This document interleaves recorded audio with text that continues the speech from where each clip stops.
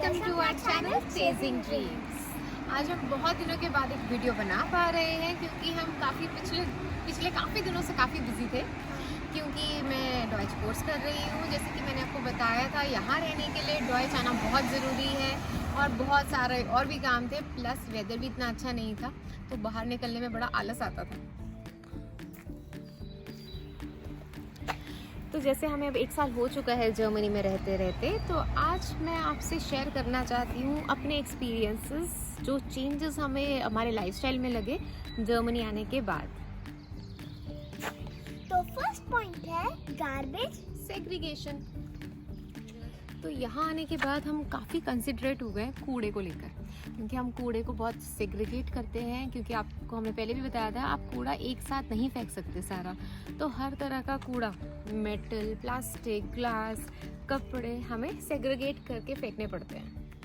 तो जैसे कि हमें आदत होती है अपनी कंट्रीज़ में, एक साथ सारा कूड़ा हम डाल देते हैं और कूड़े वाले भैया आके ले जाते हैं, फिर वो कहीं आगे जाके रिसाइकलिंग के टाइम पे सेग्रीगेशन होता है। यहाँ आके हमारे लिए बहुत बड़ा चेंज था कि हमें कूड़ा अपना सॉर्ट करना है, सेग्रीगेट करके ही डिस्पोज करना है। तो अभी हमारे डेली बेसिस की हैबिट है कि हम बहुत कंसिडरेटली अपना कूड़ा सेग्रीगेट करते हैं। तो नेक्स्ट पॉइंट है गाड़ियों से रिलेटेड। यहाँ जब से हम जर्मनी आए, हमने देखा कि यहाँ पर इतनी महंगी महंगी गाड़ियाँ एक तो बहुत ही कॉमनली दिखती हैं, बहुत ही यूजुअली दिखती हैं, BM, पोर्शे, फरारी, और उसके बावजूद वो लोग सड़क पे ही खड़ी करते हैं। मतलब जैसे इंडिया में तो हम बहुत अपना ध्यान से गैराज में रखते हैं, गैराज होते हैं, बट उसके अलावा क्योंकि लोगों के पास मल्टीपल कार्स होती हैं, तो यहाँ पे बहुत कॉमन है सड़क पे, रोड पे पार्क करना। तो आइए मैं आपको दिखाती हूँ। देखिए कितनी महंगी कार और वो बाहर पार्क्ड है।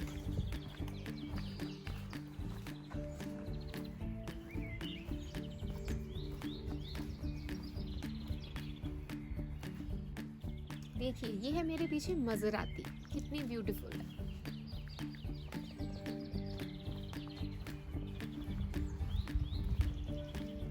और ये दूसरी मज़राती है।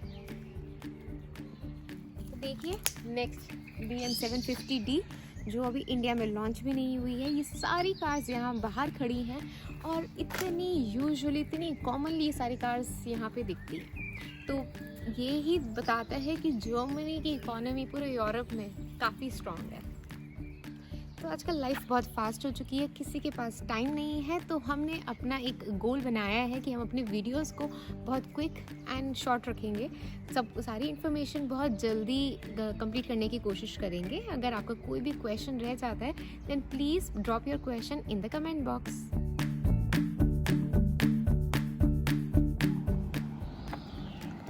तो नेक्स्ट पॉइंट है ड्रिंकेबल वाटर। यहाँ पे जनरली सब डायरेक्ट टैप वाटर ही कंज्यूम करते हैं। हम भी यहाँ पर टैप वाटर ही ड्रिंक करते हैं। इनफैक्ट अगर आप कहीं होटल्स में जाते हैं तो जनरल होटल्स में आपको वाटर बॉटल भी नहीं मिलती है। तो ऐसे ही किस्सा पूरे यूरोप का शायद यही हिसाब है, क्योंकि हम एक बार प्राग गए थे तो हमने वहाँ पर उनसे ड्रिंकेबल वाटर मांगा पीने के लिए, तो उन्होंने कहा कि आप अपने टॉयलेट में, अपने बाथरूम में जाके वहाँ से लेकर पी सकते हैं। तो यहाँ पे जो पानी है वो बहुत मतलब वो डायरेक्टली आप कंज्यूम कर सकते हैं। तो नेक्स्ट पॉइंट है फूड हैबिट्स। यहाँ पर आने के बाद हमारी फूड हैबिट्स तो काफ़ी चेंज हो गई, क्योंकि हम वेजिटेरियन हैं तो हमारे लिए थोड़े लिमिटेड ऑप्शंस हैं, और प्लस टेस्ट भी हमें उतना नहीं जमता। तो हम पहले फिर भी बाहर थोड़ा ज़्यादा खाते थे इंडिया में, जैसे कि स्नैक्स हो गए, स्ट्रीट फूड हो गया, या जितने भी तरह का खाना हम बाहर ज़्यादा खाते थे। यहाँ आके हमारा थोड़ा सा कम हो गया और पिज़्ज़ा पास्ता सडनली ज़्यादा अच्छा लगने लग गया कि वेजिटेरियन मिल जाता है और थोड़ा उसका टेस्ट इटालियन का बेटर लगता है।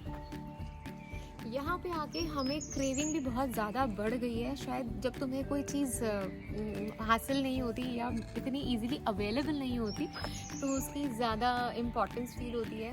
तो इंडिया में हमें पता था कि हमें सब कुछ अवेलेबल है, तो हम वहाँ बड़े नखरे दिखाते थे, नहीं ऑयली है, थोड़ा कम खाएंगे।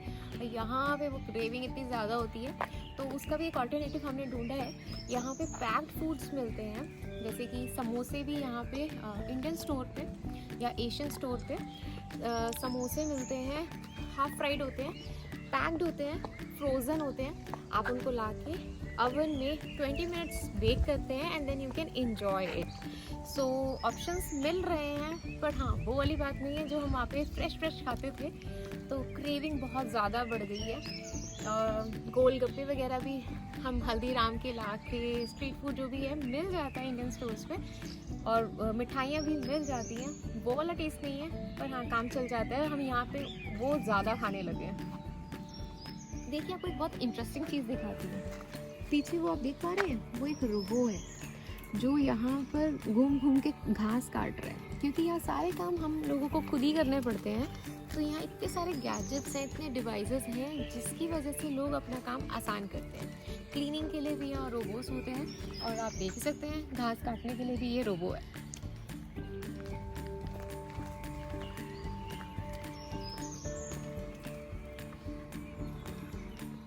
तो नेक्स्ट पॉइंट है यहाँ की सेंस ऑफ सिक्योरिटी और क्लीनलीनेस से रिलेटेड।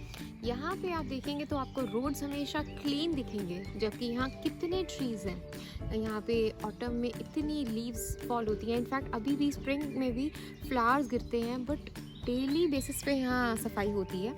तो आपको हमेशा क्लीन दिखेंगे रोड्स। लोगों में भी सेंस ऑफ रिस्पॉन्सिबिलिटी है। थोड़े बहुत हर तरह के लोग हर जगह होते हैं, यहाँ थोड़े बहुत लोग हैं जो कभी कभी गंदगी करते हैं, बट यहाँ पे मेजरली जो सिटी है वो उसको मेंटेन रखती है government. Plus sense of security, this is a very important point. यहाँ पे आके आप कितने भी बजे और मतलब अकेले सुनसान रोड पे चलने में भी कभी डर नहीं लगता। इंडिया में अपने सोसाइटी के बाहर निकलने में भी हमें दिन में भी डर लगता था। हालांकि I really love India, but ये चीज़ यहाँ है कि यहाँ सेंस ऑफ सिक्योरिटी बहुत ज़्यादा है। बच्चे भी अपने आप स्कूल चले जाते हैं, मतलब अगर तो आसपास के स्कूल्स होते हैं। यहाँ ट्रैफिक रूल्स, हाँ मतलब ये एक अलग पॉइंट है, लेकिन वैसे मैं बता रही हूँ कि लोग जो हैं यहाँ पे इतने रिस्पॉन्सिबल हैं ट्रैफिक रूल्स को लेकर। पेडेस्ट्रियंस और जो मोटर ड्राइवर्स हैं कि वो सब रूल्स इतना अच्छे से फॉलो करते हैं कि हम अपने छोटे बच्चों को भी अकेले भेज देते हैं, क्योंकि हमें एक सेंस ऑफ सिक्योरिटी है कि यहाँ पे हम थोड़े कंपैरेटिवली सेफ हैं। तो यहाँ पे एक चीज़ मुझे जो बहुत अच्छी लगती है कि जब बच्चे स्कूल जाते हैं तो अगर वो अकेले आ रहे हैं, अपने रोलर पे जा रहे हैं, तो हर ग्राउंड शूले के बाहर, ग्राउंड शूले होता है जो बेसिकली 4th या 5th क्लास तक के स्कूल्स होते हैं। तो छोटे बच्चों के लिए रोड क्रॉस करने के लिए जब सुबह स्कूल ओपन होने का टाइम होता है और शाम को जब छुट्टी होने का टाइम होता है, तो वहाँ पे एक हेल्पर होते हैं जो जनरली कभी सिटी से अपॉइंट होते हैं या कोई स्कूल भी उनको असाइन करता है कि वो ये इंश्योर करते हैं कि बच्चे सेफली रोड क्रॉस कर सकें। मुझे काफ़ी अच्छा लगा। इसकी वजह से मैं आरना को भी मतलब छोड़ सकती हूँ कि वो अपने आप घर तक आ जाए। I feel quite safe.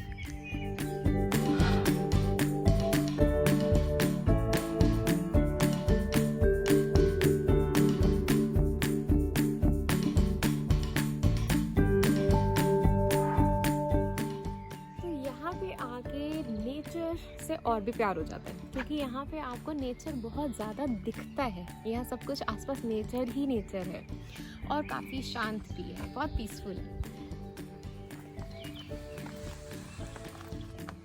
मामा पापा अपनी वीडियोस बना रहे हैं अभी, और मैं अपने पॉजिटिव व्यू में से खेल रही हूँ।